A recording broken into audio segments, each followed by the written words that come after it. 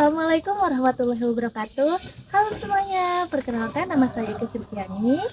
Saya mahasiswa Universitas Terbuka dengan NIM 85846297. Jadi pada kesempatan kali ini saya akan melakukan praktikum tentang ciri-ciri makhluk hidup di sekitar kita. Dalam praktikum kali ini saya akan mengamati 10 makhluk hidup, 5 tumbuhan dan 5 hewan yang ada di sekitar kita serta mempelajari gerak yang terjadi pada tumbuhan. Tujuan dari praktikum ini adalah untuk mengetahui ciri-ciri makhluk hidup dan jenis-jenis gerak pada tumbuhan. Selamat menyaksikan. Alat yang dibutuhkan untuk melakukan praktikum ciri-ciri makhluk hidup yang pertama ada alat tulis, yang kedua tabel pengamatan, dan yang terakhir alam sekitar. Saya mengamati beberapa jenis tumbuhan yang ada di sekitar, yaitu pohon mangga, pohon kelapa, pohon jambu, bunga sepatu, dan pohon pepaya. Ini adalah pohon mangga. Pohon mangga dapat tumbuh dan berkembang dari kecil menjadi besar. Pohon ini juga menunjukkan gerak, yaitu batangnya tumbuh ke arah atas sebagai bentuk geotropisme negatif. Selain itu, pohon mangga membutuhkan air, cahaya matahari, dan nutrisi untuk hidup serta dapat berkembang biak melalui biji. Ini adalah tanaman jambu. Daunnya dapat merespon cahaya matahari sehingga menunjukkan bahwa tumbuhan peka terhadap rangsangan. Tanaman ini juga tumbuh membutuhkan air dan nutrisi serta berkembang biak melalui biji atau cangkok. Ini adalah pohon pepaya. Batangnya tumbuh ke arah atas sebagai bentuk gerak tumbuhan yang dipengaruhi oleh gravitasi. Pohon pepaya juga membutuhkan air, cahaya, dan nutrisi, serta berkembang biak melalui biji yang terdapat pada buahnya. Ini adalah pohon kelapa. Pohon kelapa tumbuh tinggi ke atas sebagai bentuk gerak tumbuhan yang menjauhi pusat bumi. Pohon kelapa membutuhkan air dan cahaya matahari serta berkembang biak melalui buah kelapa yang menghasilkan biji. Selanjutnya, bunga sepatu. Bunga sepatu menunjukkan ciri tumbuh dan berkembang ditandai dengan munculnya bunga. Tumbuhan ini juga membutuhkan air dan cahaya matahari, serta berkembang biak melalui bunga yang menghasilkan biji. Selain itu, bunga sepatu peka terhadap rangsangan cahaya. Selain tumbuhan, saya juga mengamati beberapa hewan. Ada ayam, kambing, kucing, burung, dan ikan. Ini adalah ayam. Ayam dapat bergerak dengan berjalan dan berlari, bernapas menggunakan paru-paru, serta membutuhkan makanan. Ayam juga tumbuh dari kecil menjadi besar dan berkembang biak dengan cara bertelur. Ini adalah kambing. Kambing dapat bergerak aktif dan berpindah tempat untuk mencari makanan. Kambing bernapas dengan paru-paru, membutuhkan makanan, tumbuh, dan berkembang biak dengan cara melahirkan. Ini adalah kucing. Kucing dapat berlari, melompat, dan peka terhadap rangsangan di sekitarnya. Kucing bernapas dengan paru-paru, membutuhkan makanan, tumbuh, serta berkembang biak dengan cara melahirkan. Ini adalah burung. Burung dapat bergerak dengan terbang menggunakan sayap. Burung bernapas dengan paru-paru, membutuhkan makanan, tumbuh, dan berkembang biak dengan cara bertelur. Ini adalah ikan. Ikan bergerak dengan cara berenang, menggunakan siripnya di dalam air. Ikan bernapas menggunakan insang, membutuhkan makanan, tumbuh, dan berkembang biak dengan cara bertelur. Nah, dari beberapa contoh tumbuhan dan hewan tadi, kita jadi tahu bahwa seluruh makhluk hidup memiliki ciri-ciri yang sama, mulai dari bernafas, bergerak, tumbuh, berkembang biak, membutuhkan makanan, serta peka terhadap rangsangan. Praktikum selanjutnya, saya akan mengamati gerak yang terjadi pada tumbuhan, yaitu gerak seismonasti, yang kedua gerak niktinasti, dan yang ketiga geotropisme negatif. Tujuan pengamatan kali ini adalah mengamati gerak seismonasti, gerak niktinasti, dan gerak geotropisme negatif. Adapun alat dan bahan yang diperlukan yaitu putri malu, penggaris, label A dan B, alat tulis, tabel pengamatan, kardus, kain hitam, dan yang terakhir stopwatch atau HP. Yang pertama adalah gerak seismonasti. Gerak seismonasti pada putri malu adalah gerakan menutup dan mengucupnya daun tanaman saat menerima rangsangan sentuhan atau getaran. Gerak seismonasti terbagi menjadi 3 jenis. Yang pertama, gerak seismonasti sentuhan halus. Berikut tutorialnya. Langkah pertama, sentuh pelan putri malu menggunakan mistar atau penggaris, kemudian nyalakan stopwatch lalu tunggu hingga putri malu mekar sempurna kembali.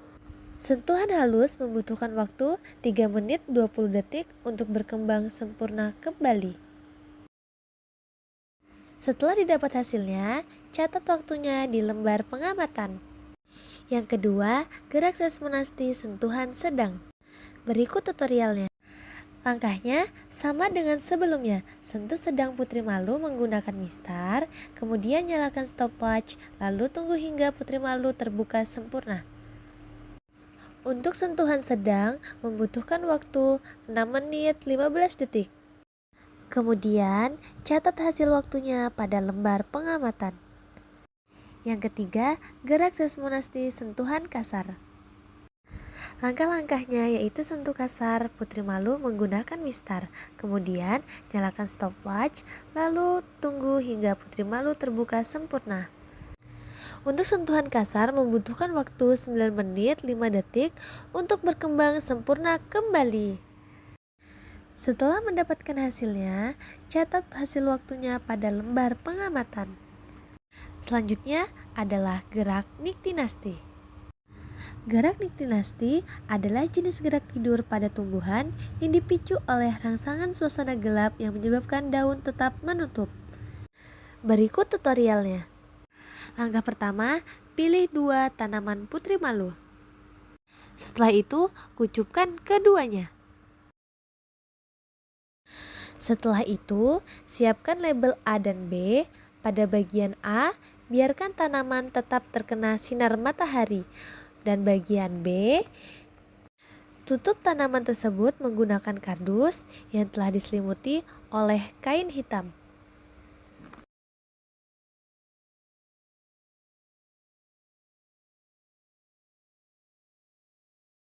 Selanjutnya, nyalakan timer 30 menit dan tunggu hingga waktu habis. Setelah itu kita amati hasilnya.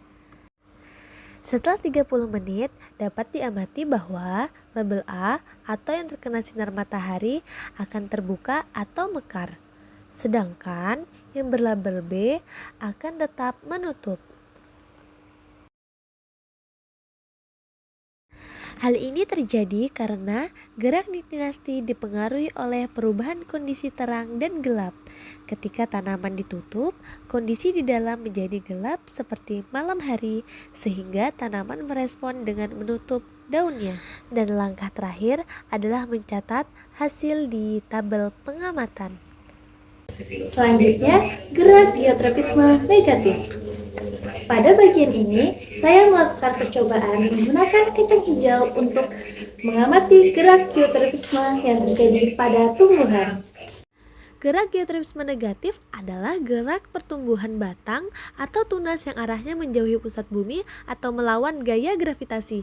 Gerak ini membuat tunas kacang hijau selalu tumbuh ke atas meskipun biji kacang hijau ditanam miring atau terbalik.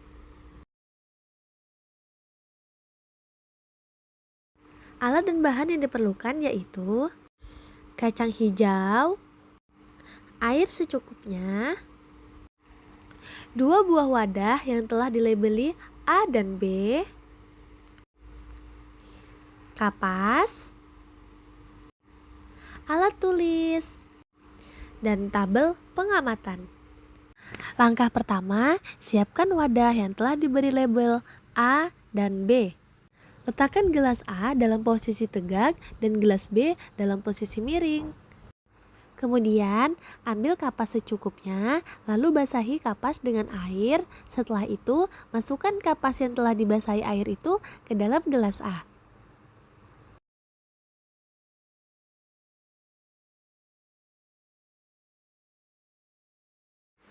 Kemudian, masukkan beberapa biji kacang hijau, letakkan di atas kapas yang telah dibasahi air tadi. Lakukan hal yang sama pada gelas kedua atau gelas B.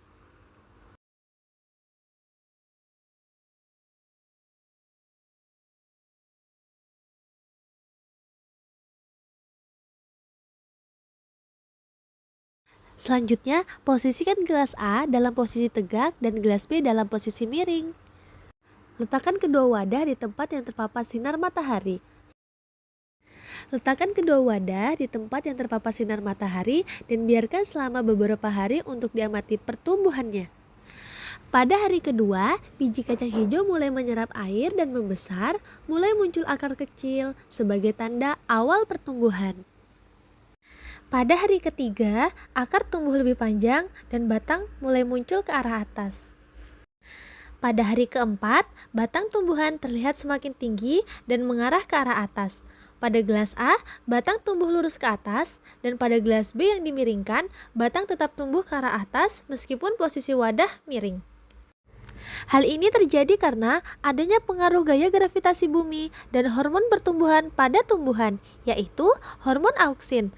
Akar tumbuh ke bawah mengikuti gravitasi, sedangkan batang tumbuh ke arah atas menjauhi pusat bumi. Peristiwa ini disebut geotresme negatif.